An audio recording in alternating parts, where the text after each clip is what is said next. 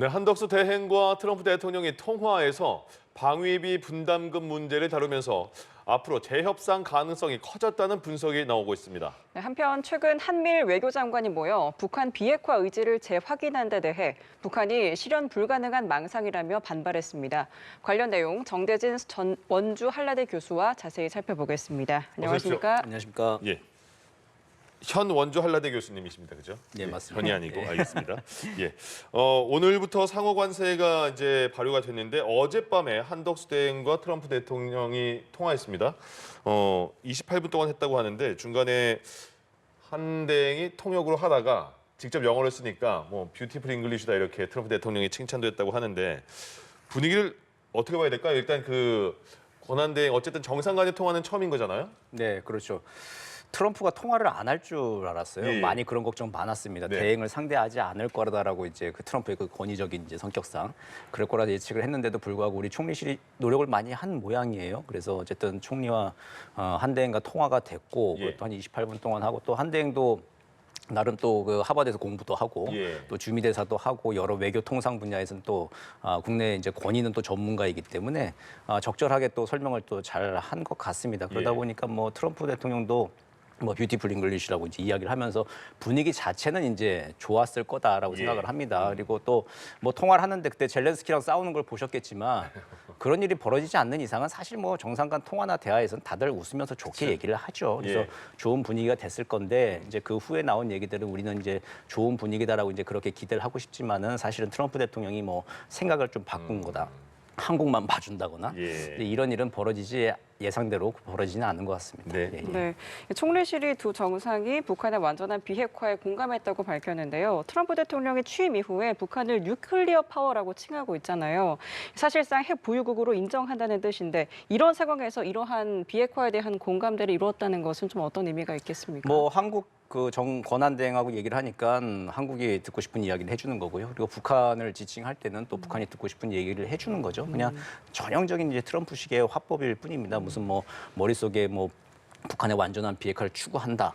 혹은 뭐 북한을 뭐 핵보유국으로 인정해가지고 뭐 자신의 뭐 다른 클럽에 또 끌어들인다 이제 이런 계산이 있다라기보다도 어쨌든 듣고 싶은 얘기를 해주면서 자신의 이익을 이제 관철해 나가는 게 전형적인 트럼프식의 전략이죠. 그러니까 어떤 가치나 이념이나 원칙보다든 이익을 위한 이제 안정 이제 이것이 가장 좀 중요한 사람이기 때문에 트럼프 대통령은 예. 그렇기 때문에 김정은 위원장한테는 그 핵보유국이라고 하는 명칭을 또 써주면서 대화의 여지를 계속 남겨놓고 네. 또 한국은 한미동맹 그동안에 한미 정상회담에서 누누이 켜켜이 싸워온 게 완전한 비핵화라는 원칙이 있잖아요. 그거를 뭐 다시 한번 재확인해 주는 것이죠. 그러니까 단순한 수사 그 이상의 어떤 특별한 의미가 트럼프 대통령 머릿속에 있었다. 이렇게 보기는 좀 어려울 것 같습니다. 그러니까 트럼프 대통령은 여러 나라도 이제 대하면서 사업가 기질은 굉장히 강하잖아요.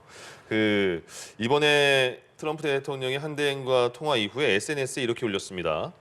거대하고 지속 불가능한 한국의 대미 무역 흑자, 관세 그리고 한국에 제공한 대규모 군사적 보호에 대한 지불 등을 논의했다 이렇게 말했어요. 그러니까 이 내용만 보면 그래 대한민국 너네 우리 때문에 무역 흑자 많잖아. 네, 예. 관세도 그렇고 그리고 군사적 보호에 대한 지불 같은 거는 방위비 분담금으로 해석하는 게 맞는 거 아닐까요?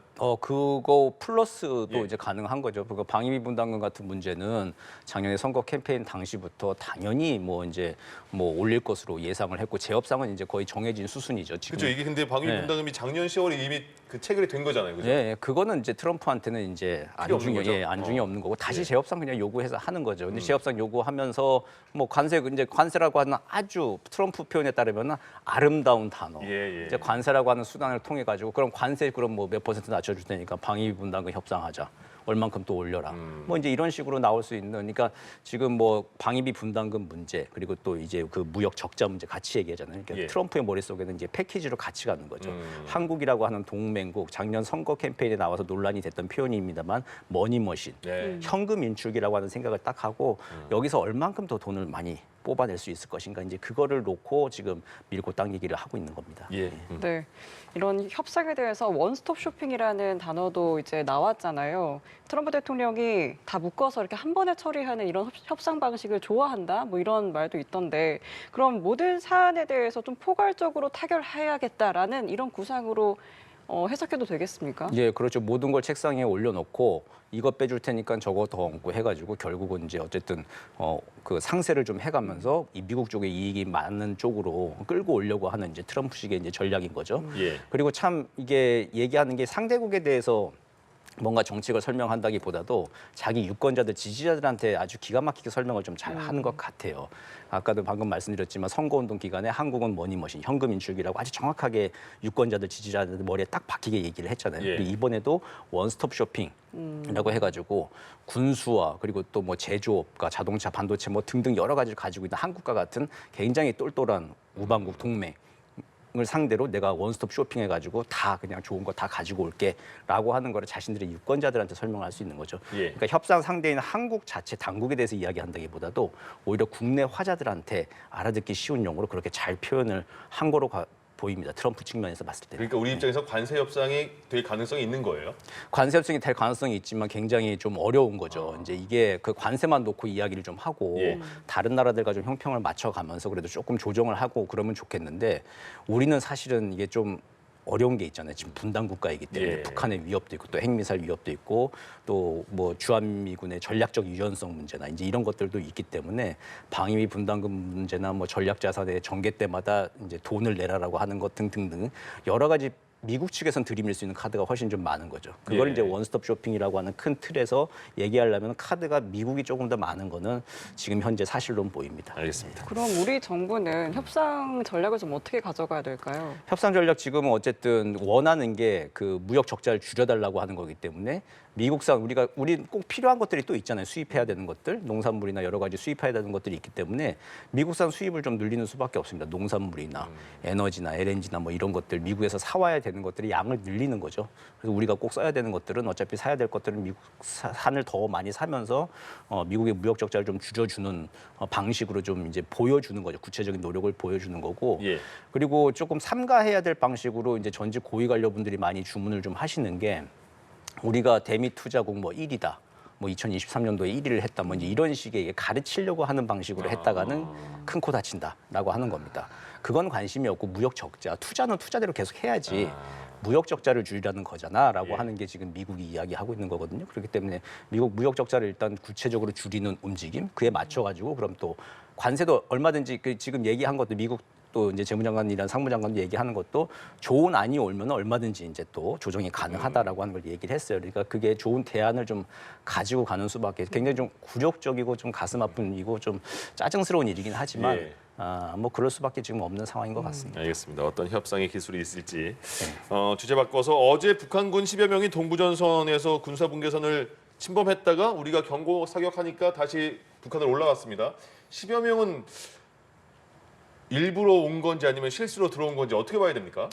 그 지금 동부정선이라고 하는 특성을 좀 먼저 봐야 될 것 같아요. 예. 그러니까 중부전선 같은 경우는 작년 6월달에 막 또 이제 침범하고 하는 전쟁이 많았습니다. 그때 지뢰 매설하고 뭐 대전차 방벽 세우고 할 때 그때 경고 사격도 있고 문제가 좀 침범한 경우가 있었는데 예. 동부전선 같은 경우 지금 강원도 고성 같은 경우는 그 군사 경계선이 약간 좀 애매합니다. 이게 직선으로 쭉 가 있는 게 아니라. 네. 이게 V자로 거꾸로 돼 있어요. 지금 이제 화면 보시는 거 저 끝에 부분들이 예, 예. 살짝 V자, 역 V자처럼 돼 있습니다. 그러니까 북쪽으로 올라갔다가 다시 우리 쪽으로 조금 내려오는 식으로 이렇게 조금 돼 있는 부분들이 있습니다. 네네. 그쪽 쪽에서 그러니까 북한군 입장에서 봤을 때는 뭐 정찰을 나왔거나 뭐 이제 이게 뭐 이제 다시 이제 작업들을 하기 위해서 그 전에 사전 정지 작업을 하러 나왔다가 예. 선 따라서 이제 간다고 가는데 직선 이게 왼편으로 꺾어서 가야 되는데 그냥 계속 가다 보면 넘을 수는 있는 거예요. 아, 그게 이제 뾰족 나와 있으니까. 그러니까 뾰족 올라갔다 나오는 거니까 예. 자기들은 이게 그냥 이게 직선인데. 원래 이렇게 왼편으로 가야 되는데 직선으로 그냥 가던 대로 가다 보면 한 예. 50m, 100m 더 갈 수 있죠. 씻을 수 있고. 그리고 이제 표식들이 되게 부식이 되고 해서 잘 못 알아봐요. 현장 네네. 가면은 거의 뭐 이게 정비 작업들은 뭐 깨끗이 하는 게 아니잖아요. 예, 예. 그러다 보니까 이게 어디가 경계선이 잘 알 수가 없습니다. 그러다 보면 실수가 있을 수는 있어요. 네. 그런데 이제 안보라고 하는 거는 좀 보수적으로 좀 봐야 되잖아요. 그렇죠. 그러니까 또 무장을 하고 또 한 10여 명이 왔다라고 하는 물론 예.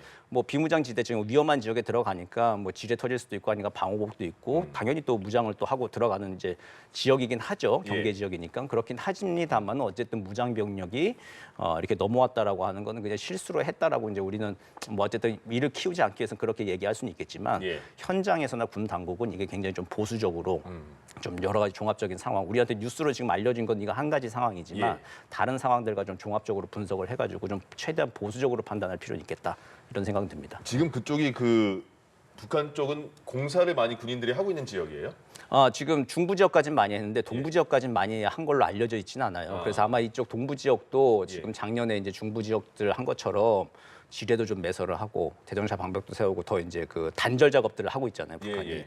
그런 작업들을 하려고 아마 지금 그 불모화 작업이라고 하죠. 그 전에 사전 정지하기 위해서 이제 그리고 뭐 군 경계를 위해서 풀들을 다 이제 제거하고 나무 같은 거 다 제거하고 이제 이런 깨끗하게 하는 작업들을 하려고 하다가 그러다가 아마 좀 우발적으로 됐을 가능성이 높아 보이긴 합니다. 예. 네. 한편 북한 김여정 부부장이 한미일 외교장관이 북한의 완전한 비핵화를 위한 공동 성명을 가장 적대적인 행위라고 비난을 했습니다. 비핵화는 실현 불가능한 망상이라고까지 표현했는데요. 그렇다면 북한이 사실상 비핵화 전제에 대화 자체를 닫은 거다라고 보면 될까요? 예, 그렇죠. 북한의 기본적인 입장을 다시 한번 재확인을 한 거고요. 한미일 외교장관이 모여가지고 완전한 비핵화라고 하는 어쨌든 한미일이 늘 이제 계속 이제 반복하는 원칙을 재확인을 한 거에 대해서 북한은 또 북한 할 일을 한 겁니다. 김여정은 또 그 가만히 있을 수는 없는 거거든요. 가만히 있다가 또 오빠한테 혼날 거 아니에요. 그러니까 가만히 있을 수는 없기 때문에 북한은 북한 이야기를 한 거고 한미일은 한미일을 얘기를 지금 그런 한 상황인 거죠. 그리고 지금 트럼프 대통령 다시 돌아오고 또 우리도 이제 권력 공백이 이제 정권 변동이 또 있을 거 아닙니까? 그 후에 이제 남한 정부의 이제 변화, 한국 정부의 변화, 그리고 이제 트럼프는 계속 이제 대화를 공언해 왔잖아요. 김정은과 직접 대화를 공언해 왔는데 출발선을 자꾸 이제 상기를 시키는 거죠. 그 2019년도 2월달에 하노이 노딜 이후에 얘기했던 새로운 계산법. 그런 거 얘기 안 하고 완전한 비핵화 얘기하니까 제재 협상, 제재 완화나 북미 수교 전제의 대화 뭐 이런 것들 새로운 계산법들 가지고 오지 않는 이상은 이런 식의 완전한 비핵화 요구하는 그 북한식 표현대로 강도 같은 이제 그 비핵화 협상은 다시는 없다. 이제 이거를 계속 앞으로도 몇 번 또 재확인하는 광경을 우리가 보게 될 겁니다. 네. 남북 공동 연락 사무소 북한이 폭파한 장면 TV로 많이들 보셨을 것 같습니다. 좋은 건물인데 뭐 다 폭파시키는 모습 생생하게 봤는데 정부가 그러니까 북한을 상대로 이게 손해배상 청구 소송을 제기한 거잖아요. 네, 예. 근데 이게 그 소송이 오늘 시작됐다고 해요. 뭐 법원의 최종 결정이 나더라도 이걸 과연 북한이 지금 보니까 447억 원을 북한을 상대로 해서 손배소를 시작했다고 하는데 법원 판결이 나온다고 하더라도 북한이 이거 줄 리는 없지 않아요? 예, 뭐 실제로 집행을 할 수는 없죠. 그렇기 때문에 지금도 그냥 공시송달하고 그냥 없는 상태로 재판을 그냥 시작하는 그럼 것뿐인데. 이건 어떤 의미가 있는 거예요? 뭐 실제로 법적인 집행력, 효력을 가지고 있지 않다 하더라도 그냥 기록의 의미가 좀 크겠죠. 네. 앞으로 남북 관계에서 이제 그 어물쩍 넘어갈 수 있는 문제는 사실은 아니잖아요. 그렇죠. 남북 관계가 다시 뭐 개선되고 발전된다 하더라도 그리고 설사 우리가 이제 나중에 남북 협력 기금으로 다시 또 뭐 개성의 뭐 평화로운 상태가 돼가지고 남북 공동 연락사무를 짓는다 하더라도 북한의 저 행위는 잘못됐다라고 하는 거는 우리는 우리대로 기록에 좀 남겨놔야 되는 거죠. 그런 차원에서도 어쨌든 정부는 지금 진행을 하고 있는 그런 상황으로 파악이 됩니다. 네. 자, 한편 북한이 러시아 파병 대가로 전략무기 핵심 기술을 제공받을 것으로 예상이 됩니다. 경제적 이득이 상당할 것이다라는 분석이 나왔는데 북한으로서는 정말 상당한 외압 확보일 것 같아요. 앞으로의 북러 관계는 좀 어떻게 되겠습니까? 그 초기에 작년에 이제 북한 파병 이야기 나오고 이제 그 재작년부터 북러 간의 그 밀착 관계가 좀 형성될 때 러시아 우크라이나 전쟁이 끝나면은 러시아가 북한을 버리지 않을까라고 하는 관측들이 좀 많았습니다. 근데 이제 생각보다 상기관계가 그 러우 전쟁이 장기화되고 북한의 기여도가 굉장히 계속 올라가고 있는 그런 상황이죠. 그래서 러우 전쟁이 끝난 이후에도 북러 관계는 이제 기본적인 그 관계를 좀 유지할 것 같아요. 물론 러우 전쟁이 끝나고 좀 시간이 많이 지나고 나면 러시아 입장에서는 한국 기업의 투자, 한국과 협력 이런 것들이 더 우선 이슈될 겁니다. 그럼에도 불구하고 그것 때문에 북러 관계를, 러북 관계를 반비례로 가져갈 거냐? 이제 지금 상황들로 보면 이제 아닐 것 같은 거죠. 이게 북한한테는 적절하게 이게 군사기술 지원들을 해줄 거 좀 하면서 그러면서 이제 그 아주 먼 극동에 자기의 최고의 파트너, 그러니까 러시아 입장에서는 그냥 저 먼 극동, 시베리아 지나서 저 먼 모스크바 저쪽 멀리에 있는 그 극동 지역에 그냥 숟가락 하나 이렇게 잘 얹고 있는 거거든요. 그런 거기 때문에 그거를 러시아 입장에서 굳이 치울 필요는 없는 것이죠, 사실.